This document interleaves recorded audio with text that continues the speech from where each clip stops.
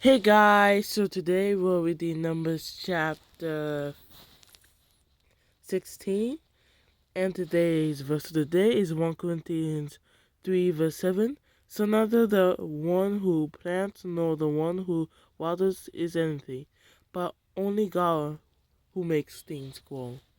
Amen.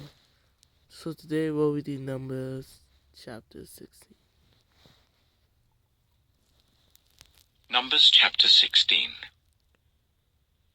Korah, son of Esau, the son of Kohath, the son of Levi, and certain Reubenites, Dathan and Abiram, sons of Eliab, and On, son of Peleth, became insolent and rose up against Moses.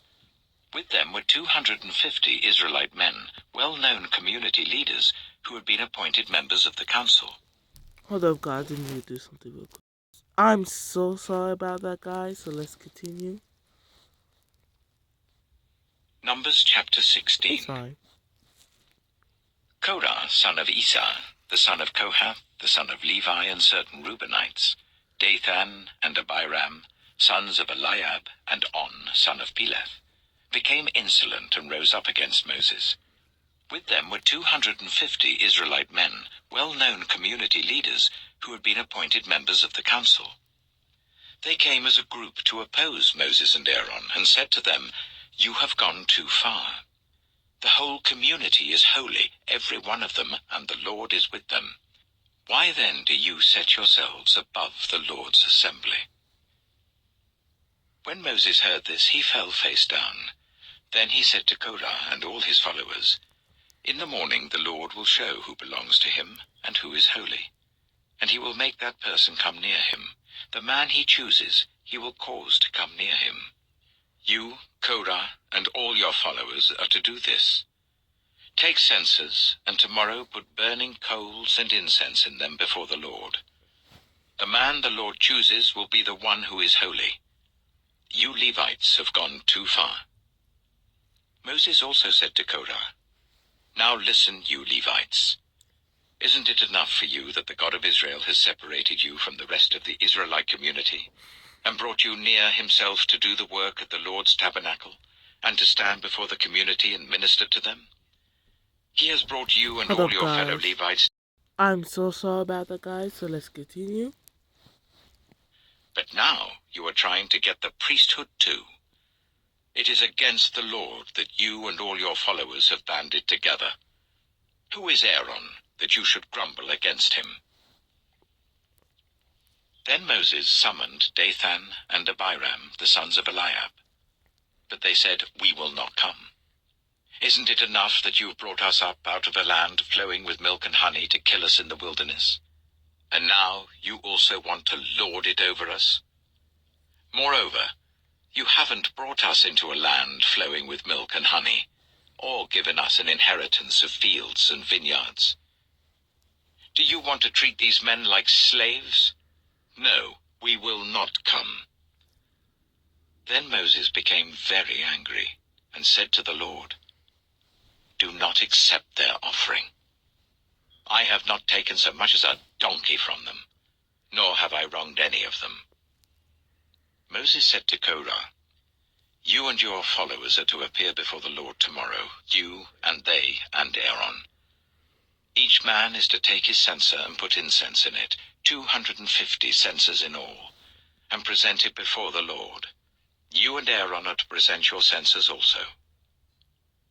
So each of them took his censer, put burning coals and incense in it, and stood with Moses and Aaron at the entrance to the tent of meeting.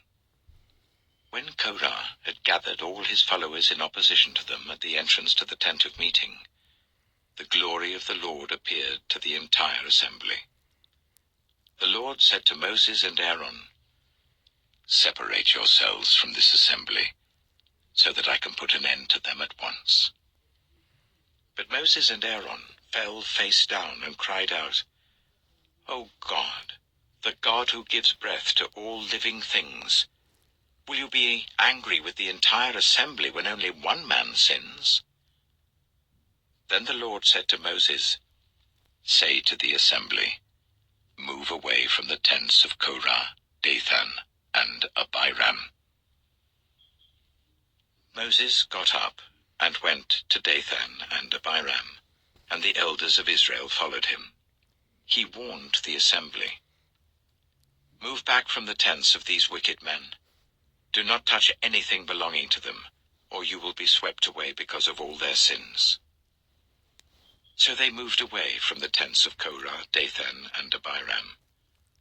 Dathan and Abiram had come out and were standing with their wives, children, and little ones at the entrances to their tents. Then Moses said, "This is how you will know that the Lord has sent me to do all these things, and that it was not my idea. If these men die a natural death and suffer the fate of all mankind, then the Lord has not sent me.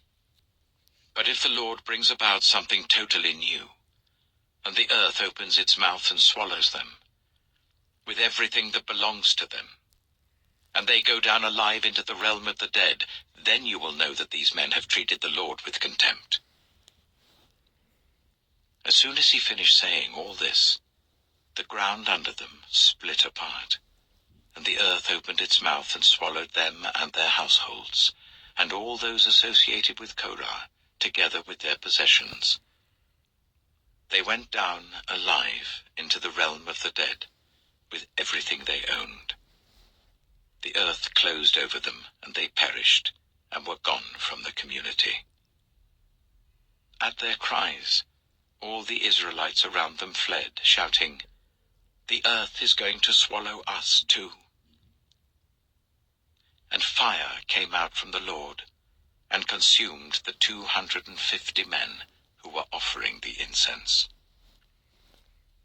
The Lord said to Moses, "Tell Eleazar, son of Aaron the priest, to remove the censers from the charred remains and scatter the coals some distance away, for the censers are holy, the censers of the men who sinned at the cost of their lives.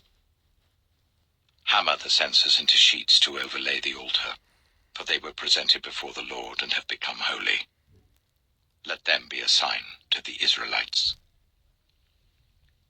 So Eleazar the priest collected the bronze censers brought by those who had been burned to death, and he had them hammered out to overlay the altar, as the Lord directed him through Moses.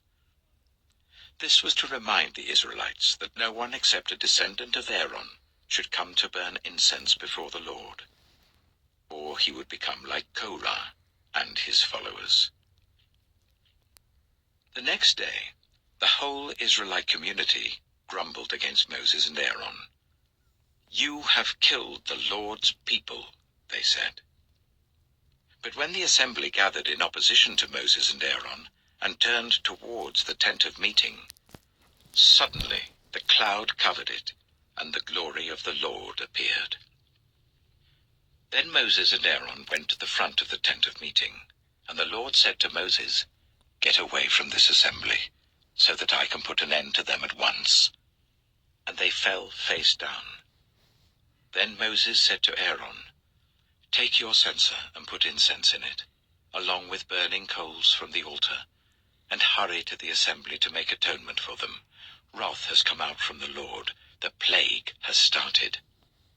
So Aaron did as Moses said and ran into the midst of the assembly.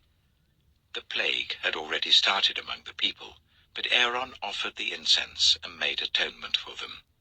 He stood between the living and the dead, and the plague stopped. But 14,700 people died from the plague, in addition to those who had died because of Korah.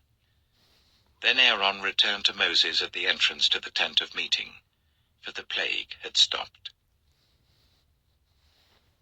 Amen. So that was Numbers chapter 16, and tomorrow we are going to read Numbers chapter 17. I'm going to end the video off here, and you guys have a blessed night. Amen.